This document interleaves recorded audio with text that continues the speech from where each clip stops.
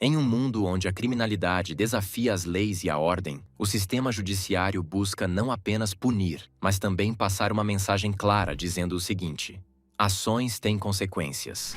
Então, prepare-se para explorar um tema que levanta questões sobre justiça e responsabilidade, as maiores penas já impostas a criminosos.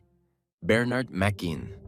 Em 1978, Bernard McGuinn era um dos voluntários no Exército Republicano Irlandês, também conhecido como IRA, que era um grupo que lutava pela libertação da Irlanda dos mandatos da Inglaterra, e foi nesse mesmo ano que ele matou um homem chamado Thomas Johnston, que fazia parte justamente de um dos regimentos armados ingleses, que, claro, passaram a lhe procurar insanamente, mas ele conseguiu desaparecer por um tempo.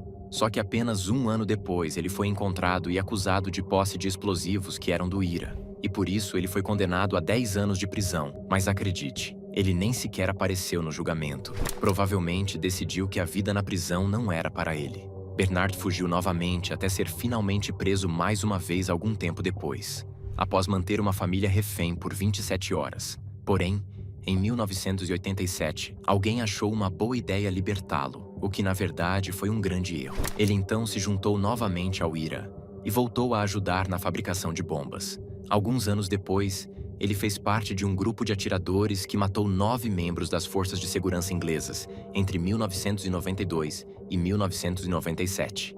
Até que em 1997, o grupo de McGuinn foi preso e ele assumiu todos os seus crimes. Em 1999, ele foi condenado a 490 anos de prisão. Mas para a surpresa de todos, McGuinn não cumpriu nem 2 anos de cadeia. Mas ele não deu muita sorte. Isso porque em 2013 ele foi encontrado morto, supostamente por ataque cardíaco. Abdulkadir Masharipov. Não sei vocês, mas quando vejo falar em penas que presos são condenados a centenas de anos, eu fico me perguntando, não seria melhor implementar uma sentença de prisão perpétua? Pois bem, foi exatamente o que fizeram no julgamento de Abdulkadir Masharipov, mas com um plus a mais. Já já você vai entender isso direitinho. Abdulkadir Masharipov é um terrorista nascido em 1983, que ganhou notoriedade internacional por seu envolvimento nos ataques que ocorreram em vários locais de Istambul, na Turquia, na virada do ano de 2016 para 2017. Abdulkadir foi o autor do atentado de Reina, uma boate popular da cidade, durante as celebrações de Ano Novo. Este ataque resultou na morte de 39 pessoas e deixou 79 feridos. Masharipov, agindo sozinho, invadiu o local nas primeiras horas do dia 1º de janeiro de 2017, armado com um rifle automático. Ele abriu fogo contra todos no local, a maioria dos quais eram estrangeiros. A cena foi aterrorizante. Após o ataque, o grupo terrorista Estado Islâmico reivindicou a responsabilidade pelo atentado, declarando que Abdulkadir teria atuado em nome deles e que ele havia recebido treinamento em campos de militares no Afeganistão antes de realizar o ataque. O grupo disse ainda que isso foi uma resposta às ações militares da Turquia na Síria, onde as forças turcas estavam envolvidas em operações contra o grupo jihadista. Após o massacre, Abdulkadir conseguiu fugir, dando início a uma vasta operação de busca pelas autoridades turcas. Mas ele foi capturado logo 2 semanas depois, em 16 de janeiro de 2017. Quando foi preso, Masharipov estava escondido em um apartamento junto com seu filho pequeno e foi encontrado em posse de uma soma significativa de dinheiro e várias armas. Durante os interrogatórios, ele confessou realmente ter realizado o ataque sob as ordens do Estado Islâmico. Ele também admitiu que havia originalmente planejado realizar o atentado na Praça Taksim, um ponto turístico importante em Istambul, mas mudou de ideia devido ao forte esquema de segurança no local. Masharipov foi julgado e condenado por um tribunal turco em setembro de 2020.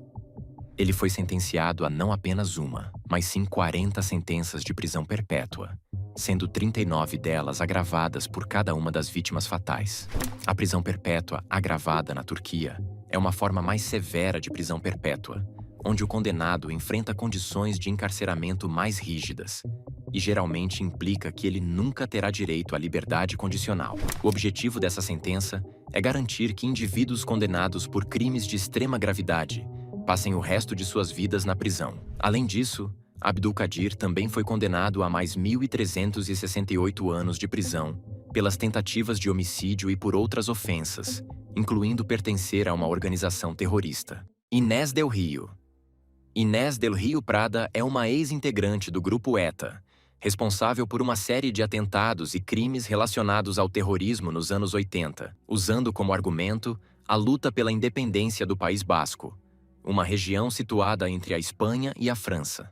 O ETA foi responsável por centenas de mortes durante as décadas de sua atuação violenta, sendo uma das organizações terroristas mais notórias da Europa. Del Rio foi presa e condenada por seu envolvimento nesses atentados terroristas. Sua participação no ETA fez dela uma figura simbólica tanto para os defensores da causa separatista basca, quanto para as vítimas do terrorismo na Espanha.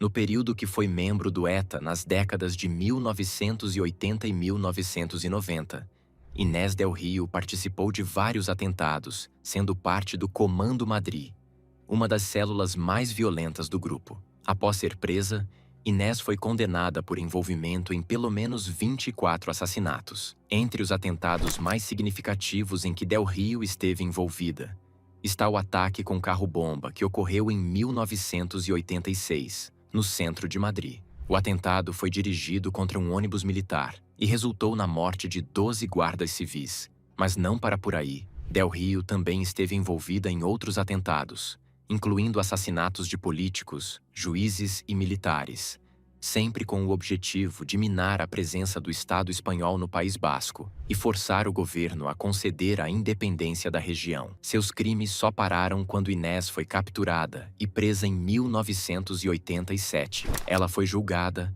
e condenada a múltiplas penas de prisão, o que deu um total de 3.828 anos de cadeia. Essas sentenças eram baseadas na somatória das condenações por cada uma das mortes e atentados em que ela esteve envolvida. No entanto, segundo a legislação espanhola da época, havia um limite de 30 anos para o tempo máximo que uma pessoa poderia passar na prisão, mesmo que a soma de suas penas ultrapassasse esse número. Além disso, del Rio, como muitos outros presos do ETA, tinha direito a reduções de pena por bom comportamento e outros benefícios penitenciários. Porém, em 2006, as autoridades espanholas implementaram a doutrina Parot, uma interpretação jurídica que visava estender o tempo de prisão de membros do ETA condenados por múltiplos assassinatos. Essa doutrina, aprovada pela Suprema Corte Espanhola, estabelecia que as reduções de pena seriam aplicadas separadamente a cada uma das sentenças, e não ao limite total de 30 anos, como era anteriormente. Isso significava, na prática, que terroristas como Inés del Rio poderiam cumprir penas significativamente mais longas do que o previsto originalmente. A aplicação da doutrina Parot foi controversa e gerou debate tanto dentro quanto fora da Espanha. Inés del Rio se tornou o rosto desse debate quando seus advogados apelaram ao Tribunal Europeu de Direitos Humanos, argumentando que a doutrina Parot violava seus direitos, já que mudou as regras após sua condenação. No fim, o tribunal concluiu que a apelação era válida e Inés conseguiu ser libertada já em 2013, após 26 anos na prisão. Sua libertação gerou indignação entre as famílias das vítimas do ETA e em amplos setores da sociedade espanhola, que viam a decisão como uma injustiça, considerando os graves crimes pelos quais del Rio havia sido condenada. A decisão também resultou na libertação de outros membros do ETA e de criminosos violentos que foram beneficiados pela mesma apelação. Charles Scott Robinson. Charles Scott Robinson ficou muito conhecido por receber uma das penas mais longas da história dos Estados Unidos. Em 1994, no estado de Oklahoma, ele foi condenado a impressionantes 30.000 anos de prisão por uma série de crimes envolvendo abuso sexual infantil. Robinson foi acusado de ter abusado de 6 crianças, todas com menos de 12 anos, sendo que uma delas tinha apenas 3 aninhos. Ele é realmente um monstro em um corpo humano. Robinson tinha 30 anos de idade quando foi julgado. A gravidade desses crimes e o impacto devastador sobre as vítimas foram fatores determinantes na sentença histórica. Durante o processo judicial, as evidências contra ele eram esmagadoras. Testemunhos detalhados das vítimas e as investigações realizadas pelas autoridades reforçaram a natureza perturbadora de seus crimes. A promotoria descreveu os abusos como atos horrendos, destacando a extrema vulnerabilidade das crianças envolvidas. Diante dessas circunstâncias, O júri não hesitou em recomendar uma punição severa. A sentença de 30 mil anos foi alcançada ao somar 5 mil anos de prisão para cada uma das 6 acusações de abuso sexual pelas quais ele foi condenado. Essa pena foi projetada para garantir que Robinson jamais tivesse a possibilidade de ser libertado. Embora uma sentença tão longa seja na prática simbólica, ela serve como um poderoso indicativo da gravidade dos crimes cometidos e da intenção do sistema judicial de protegê-lo contra qualquer forma de libertação antecipada ou redução da pena. Terry Nichols. Terry Lynn Nichols é um nome tristemente famoso nos Estados Unidos, principalmente pelo seu papel no atentado de Oklahoma City, um dos ataques terroristas mais mortais da história do país. Nichols foi cúmplice de Timothy McVeigh no bombardeio do edifício federal Alfred P. Murrah em 19 de abril de 1995, que resultou na morte de 168 pessoas, incluindo 19 crianças, e que deixou ainda centenas de feridos. O ato chocou o país e marcou uma das maiores tragédias em solo americano, antes dos atentados de 11 de setembro de 2001. Nascido em 1955, no estado de Michigan, Nichols era um ex-fuzileiro naval dos Estados Unidos que teve sua vida marcada por instabilidade profissional e financeira. Ele conheceu Timothy McVeigh, o mentor principal do atentado, enquanto ambos serviam no exército no final da década de 80. A amizade entre eles se aprofundou em torno de suas crenças antigovernamentais. Tanto Nichols quanto McVeigh eram profundamente desconfiados do governo federal dos Estados Unidos, a ponto deles planejarem cometerem esse ato criminoso. A dupla planejou minuciosamente o ataque, com Nichols sendo fundamental na aquisição de materiais necessários para a construção da bomba. Ele ajudou a reunir ingredientes químicos e outros itens que foram usados para fabricar o explosivo, que foi transportado por McVeigh até o edifício federal Alfred P. Murrah em uma caminhonete alugada. Quando a bomba explodiu, causou uma devastação imensa, destruindo grande parte do edifício e matando 168 pessoas. Após o atentado, McVeigh foi preso rapidamente, mas Nichols tentou fugir. Ele só foi capturado dias depois em sua casa no Kansas. Durante seu julgamento, Nichols foi acusado de ser cúmplice no planejamento e execução do ataque. Embora tenha negado envolvimento direto na explosão em si, as evidências mostraram que ele desempenhou um papel crucial na preparação do ataque, o que levou à sua condenação. Em 1997, Nichols foi julgado em um tribunal federal e condenado por conspiração e 8 acusações de homicídio.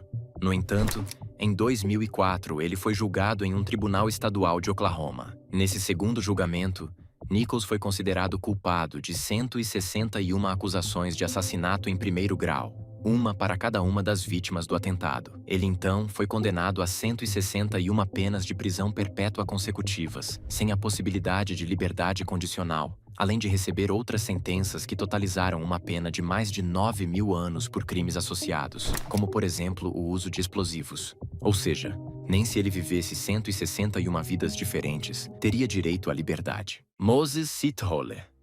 Moses Sithole é um dos criminosos mais notórios da África do Sul, conhecido por ser um serial killer, estuprador e ladrão condenado por uma série de assassinatos brutais que aterrorizaram o país durante a década de 1990. Ele ficou amplamente conhecido como o assassino ABC, devido à sequência geográfica de suas mortes, que ocorreram nas regiões de Atteridgeville, Boxburg e Cleveland, áreas da província de Gauteng. Entre 1994 e 1995, Sithole tirou a vida de pelo menos 38 mulheres e estuprou dezenas delas, fazendo dele um dos serial killers mais mortais da história da África do Sul. Nascido em 17 de novembro de 1964, Moses Sithole teve uma infância marcada por dificuldades. Ele perdeu o pai muito cedo e, após a morte de sua mãe, foi enviado para um orfanato, onde enfrentou abusos e negligência. Esse ambiente de sofrimento e abandono possivelmente contribuiu para o desenvolvimento de sua personalidade perturbada. Na adolescência, ele foi preso por estupro e passou alguns anos na prisão. Ao sair, ele alegou que essa experiência o havia transformado, mas logo ficou claro que seus impulsos violentos tinham apenas se intensificado.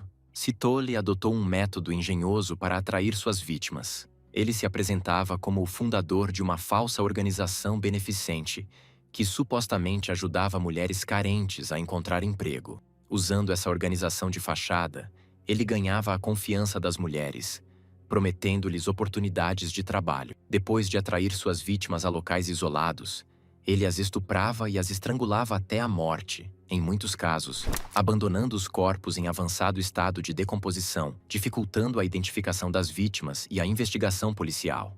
O modus operandi de Sithole e o número crescente de vítimas deixaram as autoridades e a população em pânico. A polícia montou uma operação nacional para capturar o assassino, mas ele conseguiu escapar por um longo período, até que em outubro de 1995, Sithole foi finalmente capturado quando tentou atacar outra mulher, que sobreviveu e ajudou a polícia a localizá-lo. O julgamento de Moses Sithole foi um dos mais chocantes da história da África do Sul. Durante o processo, ele foi acusado de 38 assassinatos, 40 estupros e 6 roubos. Sithole mostrou pouco remorso por suas ações, e as evidências contra ele, incluindo testemunhos e provas forenses, eram claras e não deixavam dúvidas de seus atos. Em dezembro de 1997, ele foi condenado a 2.410 anos de prisão, com a recomendação de que ele cumpra pelo menos 930 anos antes de ter qualquer possibilidade de liberdade condicional, o que, claro, não vai acontecer. Dudley Wayne Kaiser.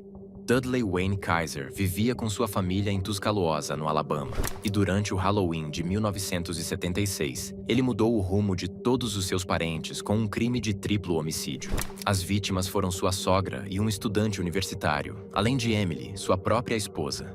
Uma vizinha relatou que, após ouvir o que acreditava serem fogos de artifício, viu Emily caída na entrada da casa de outro vizinho, com ferimentos no peito. O filho dela, de 6 anos, que também estava na casa onde ocorreu os crimes, conseguiu fugir após testemunhar o assassinato da mãe. Quando a polícia chegou ao local, encontrou além de Emily, a mãe dela e o estudante já mortos, ambos com tiros na cabeça. Não existem muitas informações sobre o motivo dos assassinatos, mas sobre a condenação.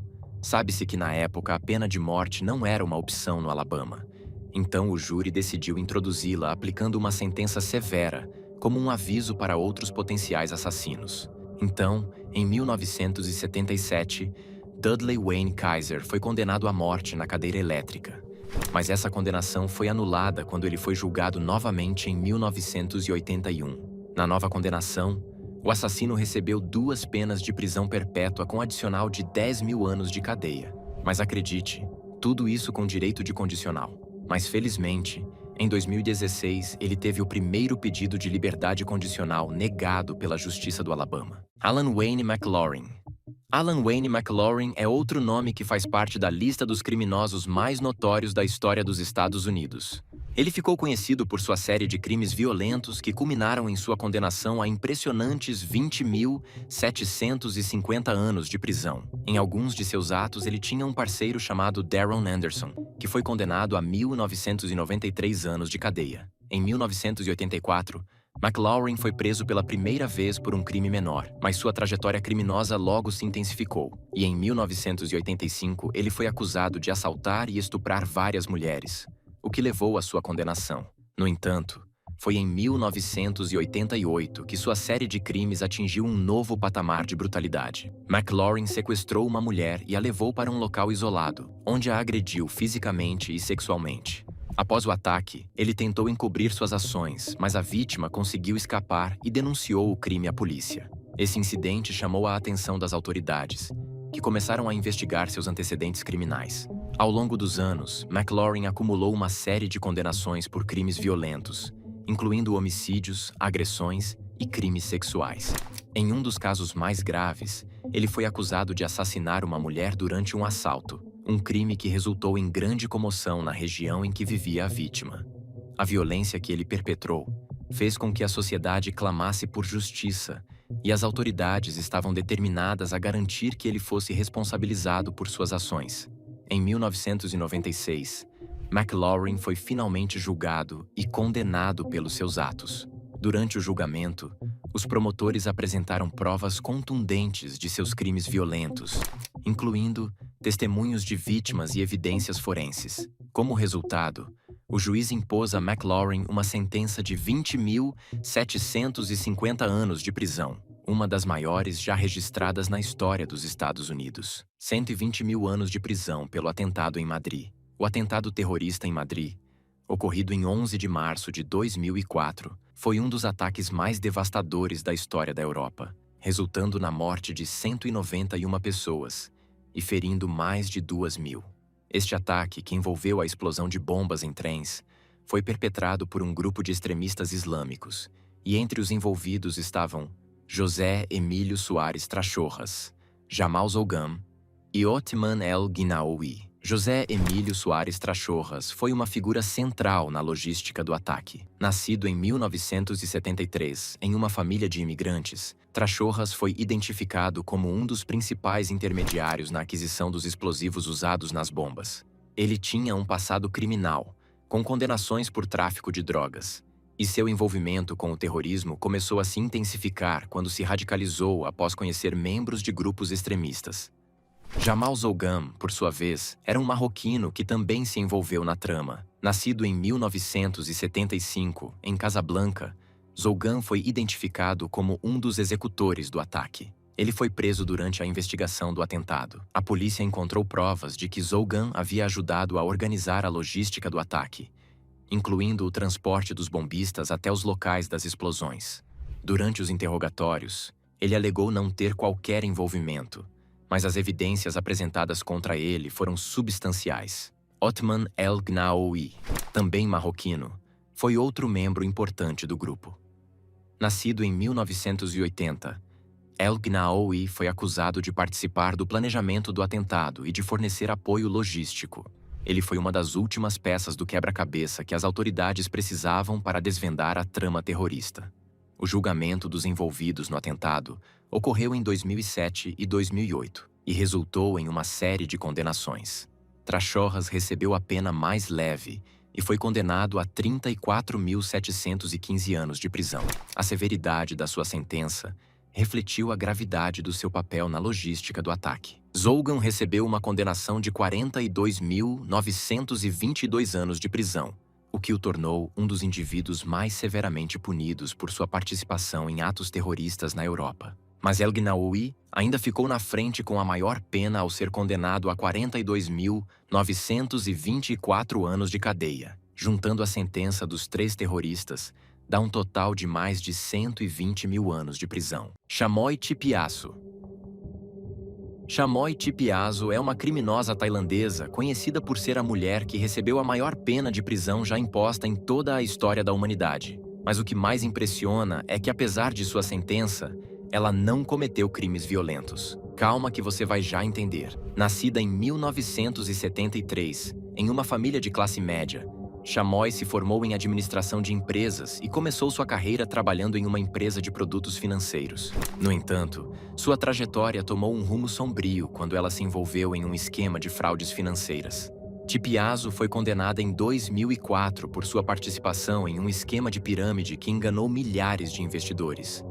O golpe prometia retornos financeiros altos e rápidos, atraindo muitas pessoas que buscavam oportunidades de investimento. A estrutura do esquema funcionava como uma típica pirâmide, onde os investidores eram incentivados a recrutar novos membros, prometendo lucros exorbitantes a partir das contribuições dos novos participantes. Com o tempo, o esquema desmoronou, resultando em perdas significativas para muitos investidores, a maioria dos quais eram pessoas de classe baixa que economizaram para participar do esquema. Em 2003, as autoridades tailandesas começaram a investigar as atividades de Chipyaso e de sua empresa. Essas investigações revelaram que ela e seus cúmplices haviam arrecadado cerca de 204 milhões de dólares na época, de cerca de 16 mil investidores. A magnitude do esquema e o número de vítimas impressionaram as autoridades, levando a um processo judicial de grande escala. Em 2004, Chamoy Chipyaso foi finalmente julgada e condenada a impressionantes 141.078 anos de prisão, a pena mais longa de todos os tempos. Embora a pena pareça exorbitante, na prática, é impossível que ela cumpra a totalidade da condenação, uma vez que a pena máxima na Tailândia é de 50 anos. Robert Maudsley. Nos anos 70, Robert Maudsley matou 4 pessoas, sendo uma dessas mortes em um hospital psiquiátrico e outras 2 em um presídio, após ter sido condenado à prisão perpétua justamente por assassinato. Nascido em 1953, em Liverpool, na Inglaterra, Robert era o caçula de 12 filhos e foi levado para um orfanato católico ainda bebê. Aos 8 anos, seus pais o levaram de volta para casa, mas sua vida piorou drasticamente a partir desse momento. Ele foi submetido a anos de abuso e aos 16 anos fugiu de casa. Em 1974, Maudsley se afundou no vício em drogas e começou a financiar esse vício trabalhando como garoto de programa. Um de seus clientes, John Farrell, foi a primeira vítima de Maudsley. Ele estrangulou Farrell até a morte, após lhe mostrar fotos de menores que ele havia abusado. O assassinato foi tão violento que a polícia apelidou Farrell de Azul, por causa da cor que ficou seu rosto. Como resultado, Robert foi condenado à prisão perpétua com a recomendação de que nunca fosse solto, além de ser enviado ao Hospital Psiquiátrico Broadmoor, que abrigava alguns dos prisioneiros mais perigosos do país. No entanto, isso não o impediu de continuar matando. Em 1977, ele e o prisioneiro David Cheeseman se trancaram em uma cela com outro preso, David Francis, um condenado por abuso infantil, e o torturaram por 9 horas. Quando os guardas finalmente abriram a porta, Francis já estava morto. Maudsley foi então transferido para a prisão de segurança máxima de Wakefield, em Yorkshire. Mas em julho de 1978, ele voltou a matar, estrangulando e esfaqueando Sawney Darwood, preso por matar sua esposa. Depois, Maudsley andou pelo pavilhão da prisão em busca de sua próxima vítima, encontrando Bill Roberts, condenado por abusar sexualmente de uma jovem. Maudsley então o esfaqueou até a morte e esmagou seu crânio com uma adaga improvisada. Após os crimes, ele foi até um guarda e falou friamente o seguinte, abre aspas, "Vão faltar 2 para o jantar esta noite." Em 1983, Robert Maudsley foi considerado perigoso demais para ficar junto com a população carcerária comum, e as autoridades construíram uma cela especial de vidro no subsolo da prisão de Wakefield. Maudsley descreveu essa cela como estar enterrado vivo em um caixão. A cela é um pouco maior que o normal, com uma cama de concreto, janelas à prova de balas e móveis de papelão. Ele recebe comida por uma pequena abertura, e quando sai da cela é escoltado por pelo menos 4 guardas. Em 2000, Maudsley foi à justiça para pedir permissão para morrer, escrevendo uma carta pedindo uma cápsula de cianeto, mas o pedido foi negado, e ele permanece em confinamento solitário até hoje, sendo o prisioneiro mais antigo da Grã-Bretanha, com quase 50 anos na prisão e o recorde mundial de mais tempo em confinamento solitário, ainda nessa mesma cela no subsolo. Howard Unruh. Em 6 de setembro de 1949, Howard Unruh assassinou friamente 13 pessoas em apenas 12 minutos. Isso mesmo que você ouviu. Mais de uma vítima por minuto. Mais tarde, ele afirmou que se tivesse 1000 balas, teria matado 1000 pessoas. Muitos especialistas acreditam que Unruh demonstrava sinais de distúrbio psíquico bem antes disso, quando serviu o exército durante a Segunda Guerra Mundial. No tempo que esteve nas Forças Armadas, ele tinha um diário no qual registrava todos os soldados alemães que matava, anotando a data e a hora, além de descrever os detalhes macabros do que acontecia. Em 1945, após deixar o exército, Unruh voltou a morar com a mãe. Ele passou seus dias obcecado em observar todos aqueles que, de alguma forma, ele acreditava que o tinham ofendido, mesmo que por motivos bobos, como esbarrões acidentais na rua. No dia 5 de setembro de 1949, ele ficou furioso ao chegar em casa e notar que o portão do jardim estava quebrado. Ele havia instalado o portão recentemente entre o quintal de sua casa e o quintal dos vizinhos Cohen. Isso o estressou muito. Então ele decidiu executar o plano de vingança que vinha alimentando há anos contra todos que o incomodaram. Na manhã seguinte, Howard saiu de sua casa armado com uma pistola alemã. Sua primeira vítima foi o sapateiro local, John Pilarczyk, que ele matou com um tiro na cabeça. Em seguida, se dirigiu a uma barbearia, onde o barbeiro, Clark Hoover, cortava o cabelo de um menino. Unruh atirou primeiro no garoto e depois em Hoover. Depois disso, ele se virou para o bar do outro lado da rua e disparou vários tiros. Em seguida, Unruh seguiu em direção a uma farmácia, onde trabalhavam os alvos mais desejados. Seu casal de vizinhos, Maurice Cohen e Rose Cohen. No caminho, ele esbarrou acidentalmente em um pedestre e o matou sem hesitar. Os Cohen perceberam sua aproximação, mas não conseguiram escapar a tempo. Rose, que havia se escondido em um armário, foi baleada várias vezes. Minnie, mãe de Maurice, que tentava ligar para a polícia, também foi atingida. Depois, Unruh atirou em Maurice, que tentava escapar pelo telhado. Howard Unruh ainda atirou em um motorista e em um passageiro de um carro que passava no local, matando ambos. Finalmente, ele foi até a alfaiataria em busca de suas duas últimas vítimas. Como o alfaiate não estava em casa, ele se contentou em atirar na esposa do alfaiate. Em um momento que ele mais tarde descreveria como seu único erro daquele dia, Unruh atirou em uma sombra que pensava ser de uma pessoa adulta, mas que na verdade era um menino brincando. Ao final do massacre, que durou apenas 12 minutos, Unruh havia matado 12 pessoas e ferido outras 4.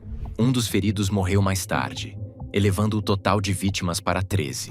Após o ataque, Unruh se entregou à polícia, confessou tudo e assumiu total responsabilidade pelos assassinatos. Quando se entregou, o próprio Howard ainda disse que matar é um pecado e que deveria ir para a cadeira elétrica. No entanto, Howard Unruh nunca foi julgado pelos crimes. Ele foi considerado insano e passou mais de 60 anos internado no Hospital Psiquiátrico de Trenton, em Nova Jersey, onde morreu em 2009. Patrick David McKay. Patrick David McKay é um nome que ainda causa arrepios na história criminal da Inglaterra. Nascido em 25 de setembro de 1952, Patrick cresceu em um ambiente doméstico abusivo, onde era frequentemente espancado pelo seu pai alcoólatra. Essas experiências traumáticas moldaram sua infância e adolescência, resultando em um comportamento problemático. Na escola, ele se destacava negativamente por sua agressividade, bullying contra colegas mais jovens e frequentes surtos de raiva. Um de seus colegas chegou a descrevê-lo como um pequeno terrorista. Desde cedo, Patrick demonstrava crueldade, especialmente com animais, chegando a arrancar as asas de pássaros por diversão.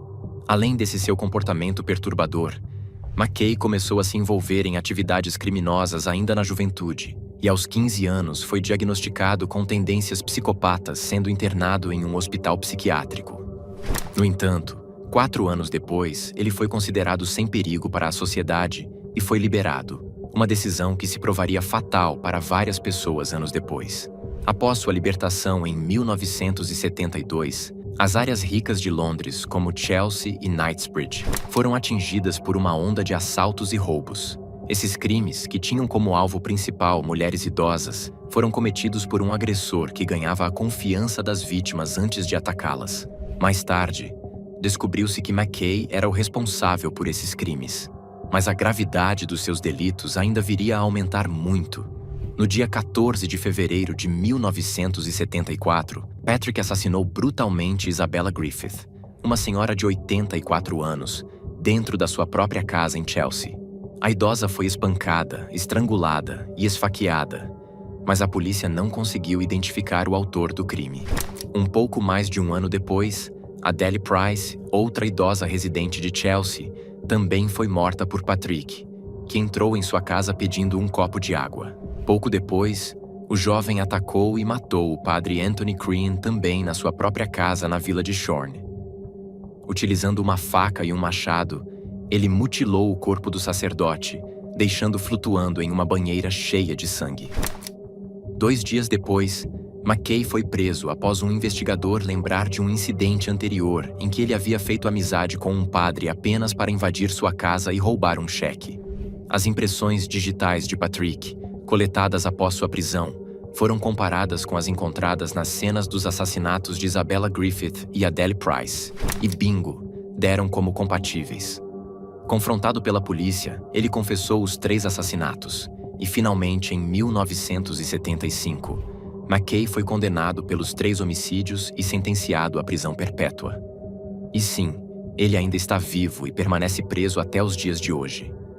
Em 2017, foi autorizado a sua transferência para uma prisão com alguns privilégios, como o direito de sair durante o dia.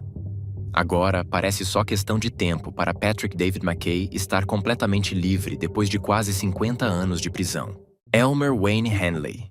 Dean Corll foi um dos serial killers mais brutais da história dos Estados Unidos, e seu caminho se cruzou com o de Elmer Wayne Hanley Jr. Mas, em vez de matar o adolescente de 15 anos, Corll decidiu acolhê-lo sob sua proteção. Naquele momento, nenhum dos dois sabia que esse encontro mudaria para sempre suas vidas e causaria a morte de muitas outras pessoas.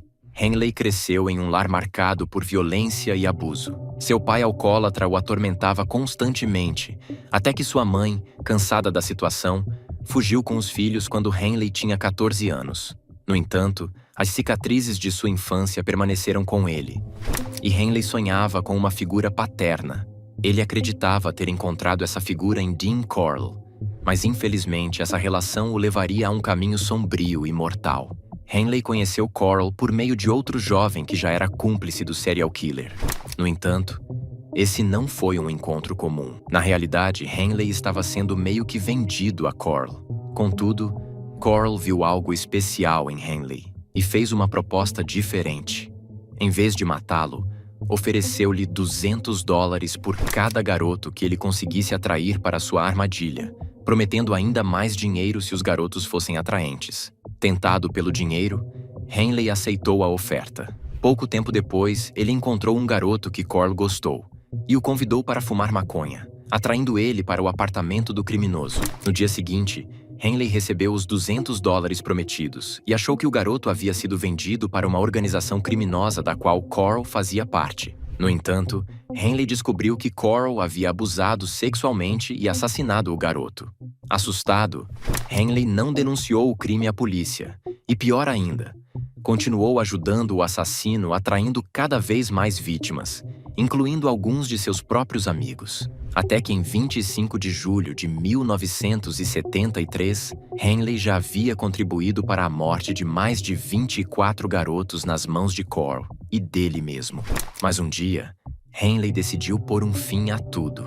Em 8 de agosto de 1973, ele levou seus amigos Tim Curley e Rhonda Williams para a casa de Corll para uma noite de diversão.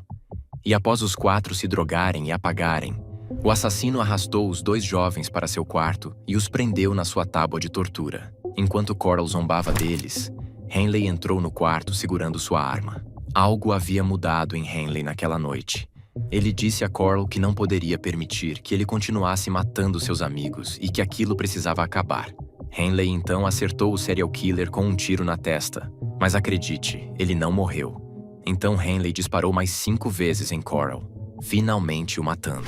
Depois, Hanley desamarrou seus amigos, pegou o telefone e ligou para a polícia.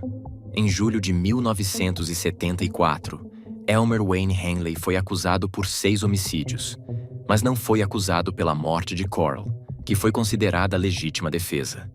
Ele foi condenado a 6 penas consecutivas de 99 anos cada. Agora, após quase 50 anos de prisão, Hanley será elegível para a liberdade condicional em 2025, apesar dele próprio não achar que vai conseguir isso. Larry Raines. Em 5 de junho de 1964, a polícia prendeu Larry Raines, um jovem de 19 anos que confessou ter matado 5 pessoas em apenas 2 meses. A história de como Larry se tornou um assassino em série começa em Kalamazoo, no Michigan, onde ele nasceu e cresceu em uma família desestruturada ao lado de seu irmão mais velho, Danny. O pai deles era muito arrogante e abusivo, e frequentemente colocava os irmãos um contra o outro, os forçando a lutar por pequenas quantias de dinheiro ou até a beber álcool. Esse ambiente tóxico deixou marcas profundas nos meninos. Em 1954, o pai abandonou a família e se mudou para a Flórida, deixando os filhos e a esposa, o que agravou ainda mais a situação dos irmãos, que enfrentaram a pobreza e a violência do mundo sozinhos. Com 13 anos, Larry iniciou um relacionamento com Sue, uma vizinha de 23 anos que tinha 3 filhos de um casamento anterior. Mesmo com a grande diferença de idade e a desaprovação da família e dos amigos, Larry se apegou a Sue e aos filhos dela. Mas ao mesmo tempo, Larry e seu irmão Danny começaram a namorar Kathy, uma colega de escola. Esse envolvimento com 2 mulheres diferentes afetou o desempenho acadêmico de Larry, que abandonou a escola e começou a se envolver em crimes. Em 1962, ele e um amigo roubaram um carro, mas logo foram capturados pela polícia. Larry estava prestes a ser condenado à prisão, mas recebeu a oportunidade de evitar a pena se alistando no exército, o que ele aceitou na esperança de começar uma nova vida. Porém, sua carreira militar foi curta e desastrosa. Por estar frequentemente alcoolizado, ele ganhou a reputação de ser encrenqueiro e desrespeitoso. Durante esse período, Larry desenvolveu um fascínio por armas e violência. Enquanto isso, seu irmão Danny se casou com Kathy e teve 2 filhos. Em 1963, Larry, bêbado, atacou um colega de trabalho, resultando na sua dispensa do exército e seu retorno a Kalamazoo. Chegando lá, desesperado para se casar com Sue, Larry a pediu em casamento, mas ela recusou. Ele então tentou se suicidar no carro, inalando fumaça do escapamento, mas foi encontrado por um policial e levado ao Hospital Psiquiátrico Regional de Kalamazoo, onde ficou internado por 10 dias. Porém, esse tratamento não foi eficaz, e Larry continuou a se afundar em um estado mental cada vez mais perturbador. Em 30 de maio de 1964, Larry pegou carona com Gary Albert Smock, um professor de 30 anos. Durante a viagem, Larry puxou uma arma, forçou Smock a entrar no porta-malas e, quando ele tentou escapar, lhe amarrou e atirou 2 vezes na sua cabeça. Depois, Larry abandonou o carro na beira da estrada, onde foi encontrado por um policial algumas horas depois. Larry se gabou do assassinato para alguns amigos, o que levou à sua prisão 1 semana depois. Ele ainda confessou ter matado outras 4 pessoas em postos de gasolina, alegando que planejava se matar após os crimes, mas nunca concretizou o plano. Ele então foi enviado de volta ao hospital psiquiátrico, onde foi diagnosticado com insanidade mental. Os médicos acreditavam que Larry tinha um ódio profundo por postos de gasolina, porque eles o lembravam de seu pai abusivo. Em 23 de outubro de 1964, Larry Raines foi condenado à prisão perpétua sem possibilidade de liberdade condicional. Durante seu tempo na prisão, ele tentou se matar várias vezes, se enforcando, ingerindo solventes e até se recusando a comer por 29 dias. Em 12 de novembro de 2023, Larry morreu após passar quase 60 anos atrás das grades. Por fim, descobriu-se que Danny, seu irmão, também se tornou um assassino em série. E agora é dele que vamos falar. Danny Hannes. Em 1964, após seu irmão Larry ser condenado por matar 5 pessoas, Danny Hannes ficou completamente transtornado. Ele culpava o pai pelos abusos que sofreram na infância, o que, segundo ele, os transformou em monstros. A partir disso, Danny começou a brigar com mais frequência com sua esposa Kathy e passou a apresentar comportamentos sexuais incomuns. Em novembro de 1968, Danny perdeu o controle de vez. Ele atacou Dorothy King, uma farmacêutica em Battle Creek, e a sequestrou. Seu plano era levá-la a um local isolado e agredi-la. Mas Dorothy conseguiu escapar quando Danny fez uma manobra errada no carro. Desesperado, ele jogou sua arma fora e fugiu. A polícia encontrou seu carro e Dorothy o identificou como o agressor. Danny foi preso e acusado de agressão criminosa. Em fevereiro de 1969, ele foi considerado culpado e condenado a 4 anos de prisão. Nesse meio tempo, sua esposa pediu o divórcio. 3 anos depois, Danny foi solto em liberdade condicional e voltou para Kalamazoo, onde conseguiu emprego em um posto de gasolina. Foi nesse período que ele conheceu Brent Eugene Coster, um adolescente de 15 anos que passava por problemas familiares. Danny ofereceu a Brent um lugar para morar em um dos trailers de sua nova namorada e até o ajudou a conseguir um emprego. Sem influências positivas, Brent logo foi convencido a se tornar cúmplice de Danny em alguns crimes. Em 5 de julho de 1972, Danny e Brent agrediram sexualmente e mataram Linda Clark e Claudia Bidstrup no posto de gasolina onde Danny trabalhava. Após os assassinatos, os corpos foram enrolados em um cobertor e colocados no carro das vítimas. Brent então dirigiu o veículo até uma área de mata onde ateou fogo no carro. Os restos mortais das vítimas foram encontrados somente 14 dias depois, por um motociclista que passava no local. Um mês depois, Danny e Brent pegaram carona com uma mulher chamada Pamela Fearnow. Sob ameaça de faca, eles levaram Pamela para uma área isolada perto do Lago Marrow, onde a agrediram sexualmente várias vezes antes de Danny sufocá-la até a morte com um saco plástico. Apesar dos avisos de Danny para não cometer erros, Brent contou sobre os assassinatos a algumas pessoas nas ruas, e uma delas era informante da polícia. Em 5 de setembro de 1972, Brent foi preso e, durante o interrogatório, confessou sua culpa e também envolveu Danny nos crimes. Danny, então, foi preso na mesma noite, e durante o julgamento, Brent foi uma testemunha-chave da acusação. No fim, Danny foi condenado à prisão perpétua sem possibilidade de liberdade condicional. Em 29 de janeiro de 2022, ele acabou falecendo por causas naturais aos 78 anos, após passar quase 50 anos preso. Já sobre a trajetória de Brent Eugene, vamos ver mais a partir de agora. Brent Eugene Coster. A infância de Brent também foi muito difícil. Sua mãe sofria de esquizofrenia e seu pai era um alcoólatra abusivo. Em 1972, Brent, então com 15 anos, decidiu fugir de casa. Foi durante esse período que ele conheceu Danny Rains, através da namorada de Danny.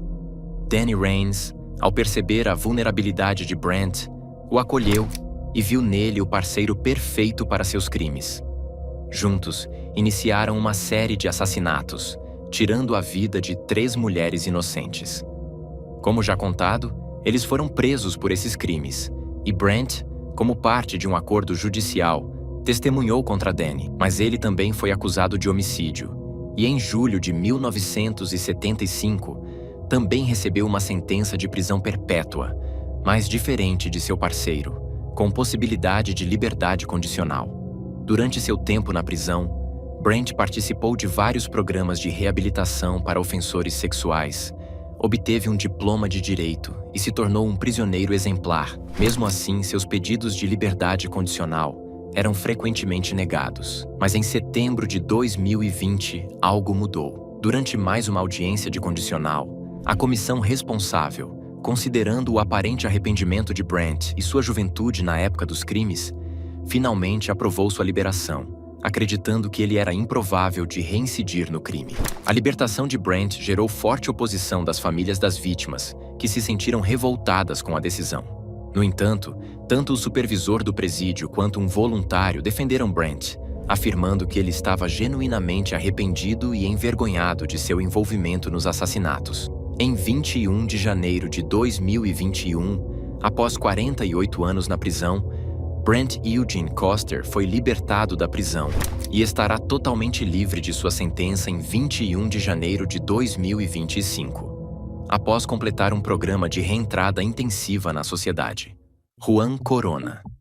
Em maio de 1971, um fazendeiro de Yuba City, Califórnia, percebeu algo estranho. Uma cova recém-cavada apareceu na sua propriedade. Desconfiado, ele chamou a polícia. Quando os policiais chegaram e começaram a escavar, encontraram o corpo de um homem enterrado ali. Mas ele não estava sozinho. Ao todo, os investigadores descobriram 25 corpos no local. Não demorou para que as evidências ligassem os crimes a um único homem, Juan Corona. Nos túmulos, a polícia encontrou recibos e documentos bancários com o nome de Juan Corona. Além disso, em sua casa foram achados um facão ensanguentado e um caderno com nomes de algumas das vítimas. Todos os mortos eram trabalhadores migrantes que haviam sido contratados por Corona para trabalhar na região. Mas quem era Juan Corona?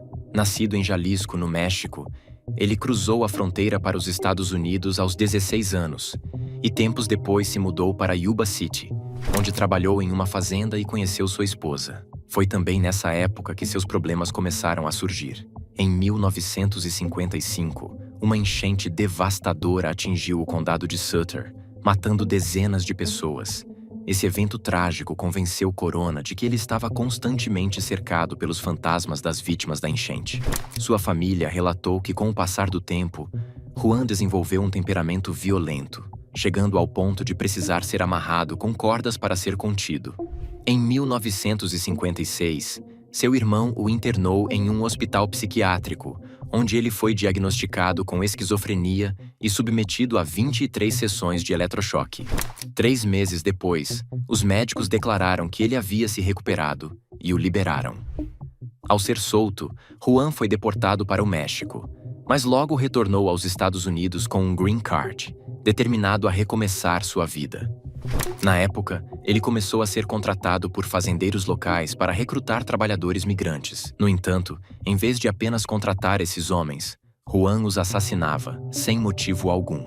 Até que em maio de 1971, a série de crimes de Corona chegou ao fim quando o fazendeiro encontrou a cova suspeita com as referências a Corona que já citamos. Juan Corona foi preso e condenado a 25 sentenças consecutivas de prisão perpétua em janeiro de 1973. Pouco depois foi esfaqueado 32 vezes por outro preso, perdendo um dos olhos no ataque, mas sobreviveu. Por anos ele insistiu na sua inocência, até que em dezembro de 2011, durante uma audiência de condicional, ele finalmente confessou os crimes. Corona morreu de causas naturais em 2019, aos 85 anos, após passar quase 50 anos na prisão, tornando-se um dos prisioneiros com mais tempo de encarceramento na história da Califórnia. Carlos Eduardo Robledo Pusch. Em 1980, um serial killer conhecido como Anjo da Morte fez uma ameaça assustadora ao ser condenado à prisão perpétua. Ele disse o seguinte: "Um dia vou sair e matar todos vocês." Mas quem era ele? E o que fez? Carlos Eduardo Robledo Pusch foi responsável pela morte de 11 pessoas em apenas 11 meses, tornando-se o serial killer mais procurado da Argentina. Demorou para que ele fosse capturado, porque ele não se encaixava no perfil típico de um assassino. Ele era jovem, atraente, inteligente e de família rica. Em maio de 1971, aos 19 anos, Pusch cometeu seu primeiro assassinato.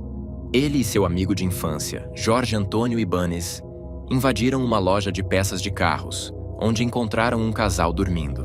Pusch matou o marido e abusou sexualmente da esposa. Poucos dias depois, a dupla roubou uma boate levando mais de 2 milhões de pesos argentinos. Durante o crime, Pusch encontrou 2 seguranças dormindo e os matou friamente a tiros. 10 dias depois, os 2 entraram em um supermercado, onde Pusch assassinou o vigia de 61 anos e roubou mais 5 milhões de pesos. Eles ainda beberam uma garrafa de uísque no local para comemorar o sucesso do roubo. Em 13 de junho de 1971, Pusch e Ibanez sequestraram uma mulher em uma rodovia de Buenos Aires. Ibanez a agrediu, e depois de mandá-la andar sem olhar para trás, Pusch a matou com 5 tiros. Novamente, poucos dias depois, eles sequestraram e assassinaram outra mulher de forma semelhante, até que em 5 de agosto de 1971, Ibanez morreu em um acidente de carro. No entanto, a morte dele não interrompeu a onda de crimes de Pusch, que logo encontrou um novo cúmplice, Héctor Somoza, outro amigo de infância. Eles continuaram no mundo do crime até que Pusch cometeu um erro fatal. Em fevereiro de 1972, ele acidentalmente matou Somoza durante um roubo e tentou dificultar sua identificação queimando o rosto de Somoza com um maçarico, mas esqueceu de verificar os bolsos do parceiro, onde estava seu documento de identidade. 3 dias depois, a polícia chegou até Pusch depois de uma rápida investigação. Ele então foi preso e julgado, sendo condenado à prisão perpétua, logo após completar 20 anos de idade. Carlos Pusch, agora com 70 anos, já passou mais de 50 anos na prisão, sendo um dos prisioneiros mais antigos da América do Sul. Ele pediu uma revisão de sua sentença e apelou até para um pedido de eutanásia por injeção letal, mas ambos os pedidos foram negados, já que a Argentina não tem pena de morte. Edmund Kemper. Nos anos 70, Edmund Kemper ficou conhecido por assassinar 8 pessoas, e acredite, 2 das vítimas eram sua própria mãe e uma amiga dela. Edmund se entregou à polícia, chateado porque estava sendo perseguido após seu último crime. Edmund Kemper nasceu em 18 de dezembro de 1948, em Burbank, na Califórnia, e teve uma infância turbulenta. Sua mãe, Clarnell, era alcoólatra e tinha transtorno de personalidade borderline. Ela constantemente o humilhava, dizendo que nenhuma mulher jamais o amaria, o que destruiu sua autoestima.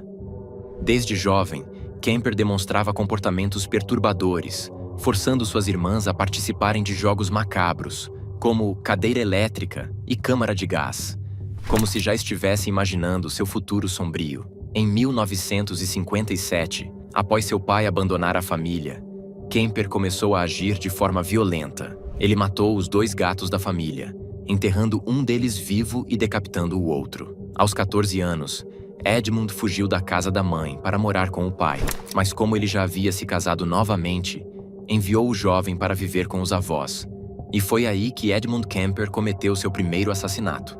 Em 27 de agosto de 1964, após uma discussão com sua avó, ele a matou com um tiro na cabeça, usando o rifle calibre 22 de seu avô. Quando o avô chegou em casa, Kemper também o matou. Ele confessou mais tarde que matou sua avó porque queria saber como era a sensação de matar, e que também assassinou o avô para que ele não descobrisse o crime. Após esses assassinatos, Kemper foi enviado a um hospital psiquiátrico, onde foi diagnosticado com esquizofrenia. No entanto, apesar da gravidade de seus crimes, ele permaneceu internado por apenas alguns anos. Em 1969, no dia do seu 21º aniversário, ele foi libertado. Pouco tempo depois, Kemper cedeu novamente aos seus impulsos homicidas, quando em maio de 1972 ofereceu carona a 2 estudantes da Universidade Estadual de Fresno, em Berkeley, na Califórnia. Ele as levou para uma área isolada, inicialmente planejando agredi-las, mas entrou em pânico e acabou matando as 2, esfaqueando e estrangulando as jovens. Esse foi o início de sua onda de assassinatos, que vitimou ao todo 8 mulheres. Em 20 de abril de 1973, Kemper cometeu seus crimes mais brutais, quando matou sua mãe com um martelo enquanto ela dormia, depois a decapitou e agrediu sua cabeça decepada. Ele então chamou a melhor amiga de sua mãe para a casa e também a assassinou. Em seguida, roubou o carro da amiga e dirigiu até o Colorado, esperando ver notícias dos crimes. Quando percebeu que nada havia sido divulgado, ligou para a polícia de um orelhão e confessou tudo. Ele então foi preso e condenado por 8 homicídios em 1º grau. Kemper tentou suicídio 2 vezes e pediu a pena de morte, mas recebeu 8 sentenças de prisão perpétua. Em novembro de 1973, ele foi enviado para o California Medical Facility, onde ficou preso ao lado de criminosos conhecidos, como Charles Manson e Herbert Mullin. Hoje, Edmund Kemper está com 75 anos. Ainda vive na mesma prisão e é considerado um dos prisioneiros mais antigos dos Estados Unidos, com mais de 50 anos de detenção. Você sabia que era possível ficar tanto tempo assim na prisão? Se vocês quiserem uma parte 2 desse vídeo, comente aí embaixo. Também aproveita e deixe sua opinião sobre esse vídeo. E é claro, se você gostou, clique no like para ajudar o canal, se inscreva para receber os novos vídeos e compartilhe com um amigo que gosta desse tipo de conteúdo. Bom, antes de irmos, convido você a assistir outro vídeo do canal, é só clicar no que está aparecendo na tela. Então é isso, vejo você depois.